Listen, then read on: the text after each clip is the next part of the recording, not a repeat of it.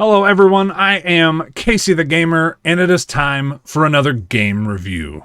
Today we're taking a look at another incredible Super Nintendo game, Capcom's Mega Man X2.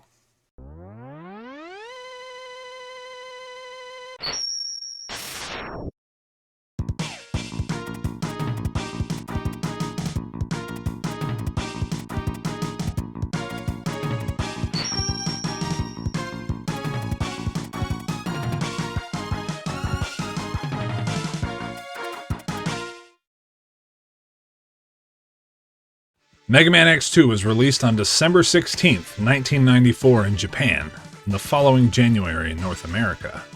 It boasts more of the awesome action of its predecessor, Mega Man X. Now, I didn't grow up with Mega Man X2 like I did the first one. I've never owned a physical cartridge of it. I've only owned it through the Mega Man X collection and the Legacy collection. Strangely enough, though, my used copy of Mega Man X3 that I had as a kid did come with the manual for X2, instead of the X3 manual. So I at least got to look at pictures and read stuff about it. Before getting the X collection on my PS2, I did take a crack at this game on an emulator. I honestly can't recall if I beat it then or not, but I have played through it several times now, and I absolutely adore this one as well. Now, let's take a look at what makes Mega Man X2 so amazing, and a worthy sequel to the original. Just as a heads up, there will be full spoilers for the story of this game. Mega Man X2 takes place 6 months after the defeat of Sigma. Sigma's revolt may be over, but X and the new Maverick Hunters haven't managed to destroy all of Sigma's followers yet. X has tracked the last of the Mavericks to an abandoned Reploid factory, thanks to information from Dr. Kane. X blasts his way through the factory, absolutely decimating any Maverick that stands in his way, including a gigantic Maverick, before returning to base. In an unknown location, 3 more Mavericks, Surgus, Agile, and Violin, talk about X and how powerful he is, but also how he has no idea what is coming. Surgus states that their Mavericks will keep him busy while they continue to work on their master plan, stating that they must finish construction on time. X is then greeted by another set of 8 Mavericks to contend with. I'm seeing a bit of a pattern here. After defeating 2 of the Mavericks, Dr. Kane and X receive a message from Surgus, Agile, and Violin. They have called themselves the X Hunters and claim to have Zero's parts, and if X wants them back, he'll have to defeat them. Dr. Kane tells X that Zero's control chip is still stored in the base and that the X-Hunters likely won't be able to resurrect Zero without it. X is determined to defeat the X-Hunters and retrieve Zero's parts, no matter what. X battles and defeats the remaining 6 Mavericks as well as all 3 X-Hunters and manages to get back all of Zero's parts. With the location of the X-Hunters base discovered, Dr. Kane tells X it'll still take some time before Zero is operational. X takes off to battle the X-Hunters again and put an end to them once and for all. X battles the X-Hunters one by one and manages to defeat them all once again.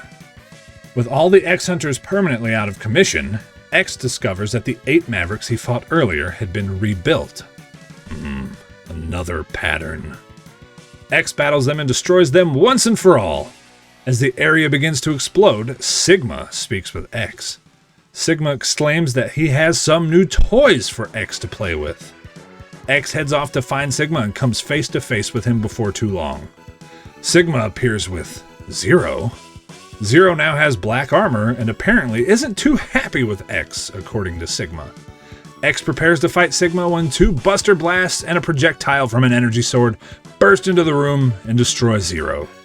The real red-armored Zero dashes into the room and tells Sigma he should have studied the blueprint more closely, and that there can only be one Zero. Sigma claims that he knows Zero's secret and that he's destined to follow him. Zero tries to blast Sigma, but he takes off. Zero then opens the way for X to go after Sigma, while he takes off to go and destroy the main computer of Sigma's base. X drops down to confront Sigma, and the battle begins. Sigma attacks X with his new Wolverine-like body. Now, I didn't mention it last time, but in the first game, Sigma totally had that Jedi Sith thing going on with his lightsaber and all the acrobatics and all that. And now, he's ripping off Wolverine. Anyway, X destroys Sigma's body, but before celebrations can be had, Sigma comes back in a second form. A green wireframe head. X defeats this form as well, and as he is dying again, Sigma wonders why Zero chose to help X, claiming that he is the last of the Doctor's creations. X escapes the exploding base and joins Zero on a cliff by the sea. X wonders if the fighting will ever truly end, and realizes that the price for peace is often high, also wondering if he'll have the strength to make the sacrifices when the time comes. There is a slightly different path the story can take in this game. It's just a minor variation, really. Basically, if you don't defeat the X-Hunters before they disappear, they'll break into your base and steal any parts of Zero you may have gotten, and his control chip. So when you encounter Sigma, he does show up with the real Zero. In this instance, you have to fight Zero before you can fight Sigma. Once Zero's defeated, he comes to his senses or breaks through the programming or whatever and ends up helping X like he does in a playthrough where you get all the parts. And one final thing to close out the story section. Some spoilers. Zero was created by Dr. Wily, the villain from the original Mega Man series, which is who Sigma was referring to while he was dying, saying that Zero was the last of the Doctor's creations. It's also widely believed that the X-Hunter Surgus is Dr. Wily in a robot body, and that he was the one who reconstructed Zero. And you know what? I buy into that. Like, legit, it makes sense to me. Mega Man X2 features more of the same incredible gameplay from the first game. There's more running, jumping, dashing, and shooting as you blast your way through 14 action-packed stages. And, right off the bat, we have an upgrade from the first game. The dash ability is available right from the start, and I absolutely love that. Like the first game, there are 8 heart tanks to increase your health located in each of the Maverick stages, as well as 4 sub-tanks to refill your health, and 4 armor capsules to upgrade your abilities. You can get the leg upgrade in Overdrive Ostrich's level. So, the first game gave you the ability to dash with the leg upgrade. This one gives you the ability to dash in the air. It's pretty cool. I like it. You can obtain the arm cannon upgrade in Wheel Gator stage. You'll either need the leg upgrade to reach it, or if you can get the timing right, you can use the strike chain ability to get it early. I think I've only ever managed to do that once, and it most certainly wasn't in my playthrough for this review. Anyway, the arm cannon upgrade is probably my favorite in any Mega Man X game. It allows you to store energy in both of your arms, allowing you to fire 2 charge shots, one right after the other, or you can save one later for a nice little surprise. And it does so much damage, and is probably my favorite looking charge shot too. It just looks so cool. You can get the body upgrade from Morph Moth's level, and this one reduces the damage you take, as well as giving you the Giga Crush ability, which is basically a screen nuke. You get one use before you have to refill it, and you can only refill it by taking damage from projectiles. The disc throwing guys on Morph Moth's level, and a few of the others, is probably the best ones to use to fill it up. And finally, the helmet upgrade is located in Crystal Snail's level. It gives you the Item Tracer ability, which I suppose is kinda cool if you don't know the game. It points out secret passages and stuff like that. Now, the armor is complete and looks pretty damn cool. This is another one of my favorite armor designs. So the first game had the Hadouken from Street Fighter as a secret ability. Does X2 have a secret ability? Why yes, it most certainly does. Also from Street Fighter, the Shoryuken. You can obtain this on the 3rd X-Hunter stage once you have all of the upgrades. You gotta get to this part with a ladder and use Crystal Hunter to turn one of the bats into a platform and climb up. Then you got some difficult platforming ahead. You kill the one shield guy, use Crystal Hunter again to make another platform, kill the upcoming enemies, and then start charging up the Speed Burner ability. Quickly air dash to the right, and then quickly unleash the speed burner to go back to the left. Then you slide down the pit and you'll eventually find the hidden capsule. You have to be at full health in order for it to appear. Dr. Light appears as normal. No cool Street Fighter Dr. Light this time. But, he says we're pretty cool and he's not worthy, and then he gives us the Shoryuken, which typically kills bosses in one hit. I guess if you don't hit them dead on, it only does like half or something like that. And like the Hadouken, you have to be at full health in order to use it. Most of the boss weapons this go around aren't really as fun to use, at least in my opinion. I have way more fun using the incredible arm cannon upgrade in this game. I typically only use the boss weapons in this for boss weaknesses or getting the upgrades. There are a couple really good ones though. I really enjoy the speed burner, mostly for how cool its charged version is. You just look so awesome as you're engulfed in flames and dash on the ground or in the air. I also really like Crystal Hunter because creating platforms is fun. Yeah.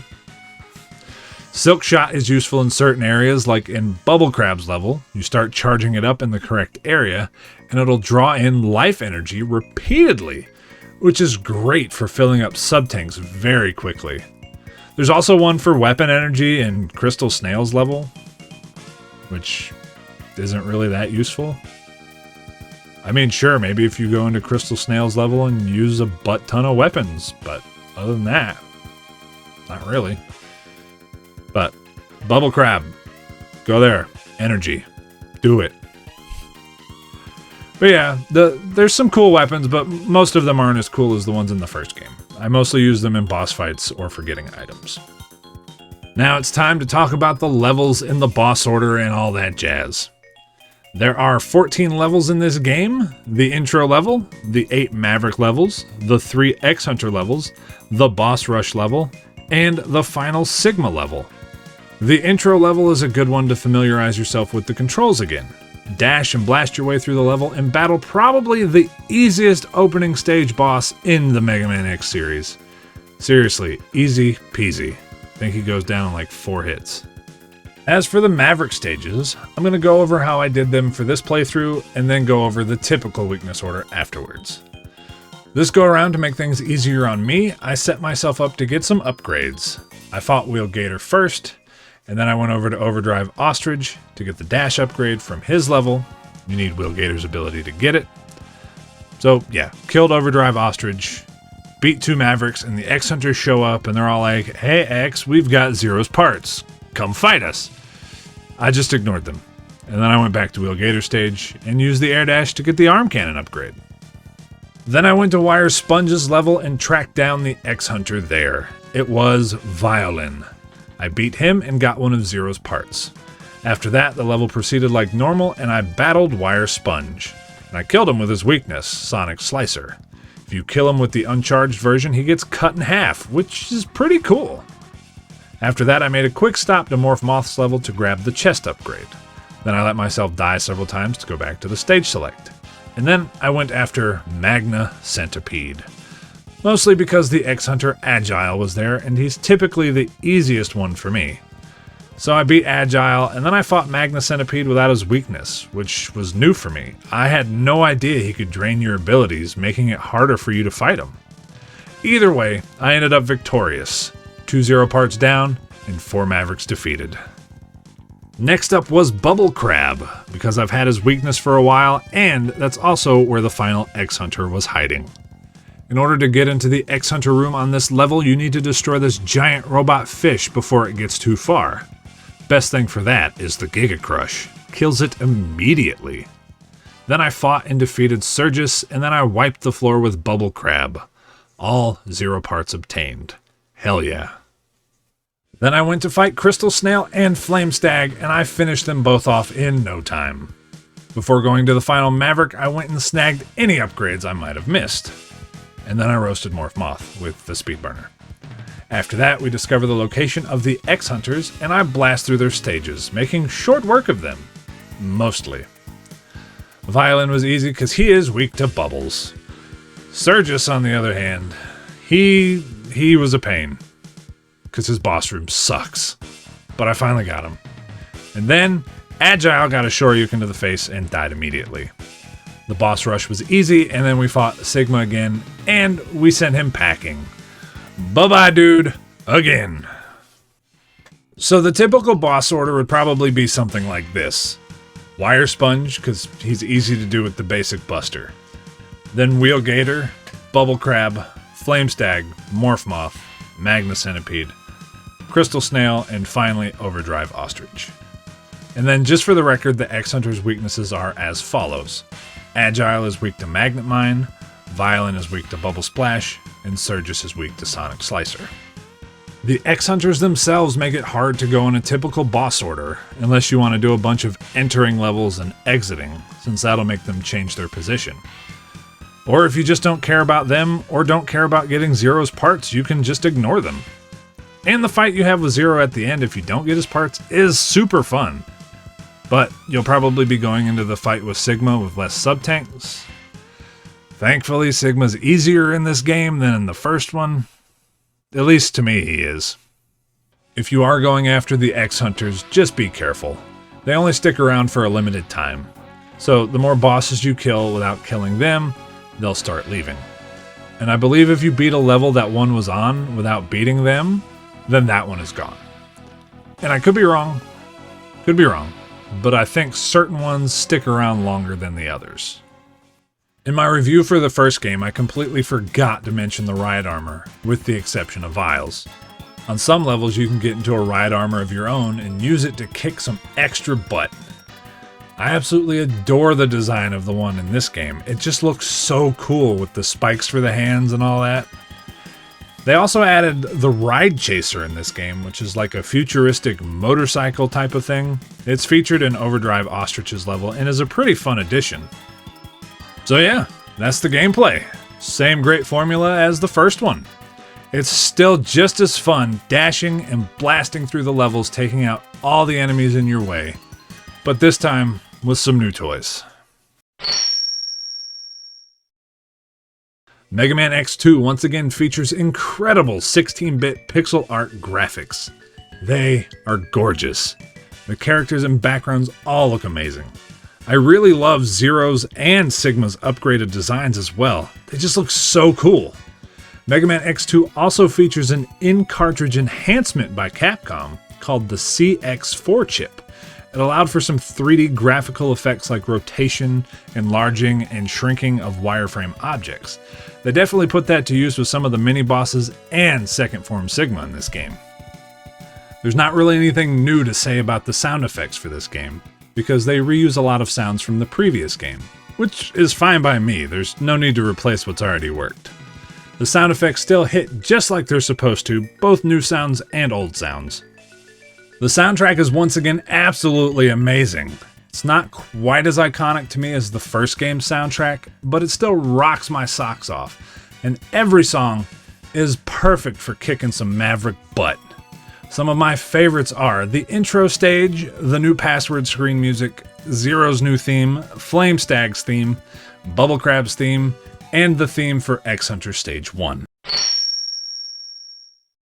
Mega Man X2 is another amazing game, and one of the best in the series. It's just got so many cool things in it. I love the new armor. I love the Buster upgrade especially. It's my favorite. It's so cool and devastating. Zero's epic return, whether you fight him or you get all of his parts back. Sigma's new design, even if he rips off Wolverine, at least he's got good taste. Now, like I was saying, I didn't grow up with this game, so I'm not as nostalgic for it as I am with the first game. But I can always throw this game on, much like the first game, and have a blast with it from start to finish. Mega Man X2 is such a good game. I highly recommend it if you've never played it before. Check it out. And if you have played it before, maybe it's time to play it again.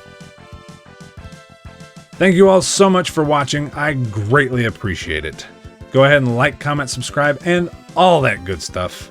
And if you want to see more of me, you can catch me streaming all kinds of games over on my Twitch channel, which is twitch.tv/CaseyTheGamer91. The link for that is down in the description below. So yeah, hope you all have a wonderful day, and I hope to catch you next time. Peace out. Also, is it just me, or is Surgis's X-Hunter stage boss arena just mean?